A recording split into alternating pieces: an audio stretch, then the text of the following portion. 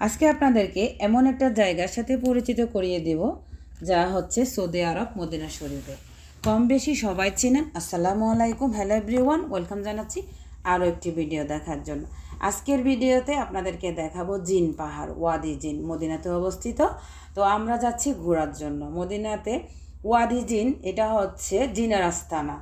এখানে অনেক কিছু অলৌকিক ঘটনা আছে। তো প্রথমে হচ্ছে আমরা বাসা থেকে বের হয়ে রওনা দিলাম জিন পাহাড়ের উদ্দেশ্যে। এই যে আমরা এখন জিন পাহাড়ে পৌঁছে গিয়েছি আলহামদুলিল্লাহ। এই যে পাহাড়গুলো দেখতে পারতেছেন সবগুলোই হচ্ছে জিনের পাহাড়। এখানে পাহাড়ের ভিতরে আমাদের আল্লাহ রসুল জিনগুলোকে বন্দি করে রেখেছেন। কেয়ামতের আগে হচ্ছে এগুলো বের করে দিবে। আর ওয়াদি জিন শুনলেই কিন্তু ভয় লাগে, ভয়ে রুহটা কেঁপে ওঠে, না জানি এখানে গেলে কি হয়। তো আমি হচ্ছে অনেকবার গিয়েছি। যারা হজে আসেন, উমরা হজে, বড় হজে, তারা হচ্ছেন ওয়াদি জিন, জিনের আস্তানাটা দেখেন আর কি। আসলে জিনের আস্তানায় যে গেলে জিন দেখা যাবে সেটা কিন্তু না। এখানে গেলে অনুভব করা যায় আমাদের আল্লাহ রসুল কিভাবে জিনদেরকে আটকিয়ে রেখেছেন। খারাপ জিনও আছে, আবার ভালো জিনও আছে। জিন পরি এগুলা যে মানুষের ক্ষতি করে আসলে তা না। ক্ষতি করে, হ্যাঁ, কতগুলো ক্ষতি করার এই ধরনেরও আছে। তো যে জিন পাহাড়ে এসেছি, এসে দেখি এখানে ঘোড়া, উট, গাধা এগুলোর পিঠে মানুষ ছাওয়ারি করতেছে, চড়তেছে। আমারও শখ জাগলো। আমি আর আমার মেয়ে উঠের পিঠে উঠে গেলাম। এই যে উঠে কিন্তু ভয়ে আমি কাঁপতেছি, কারণ উটটা বিশাল বড়।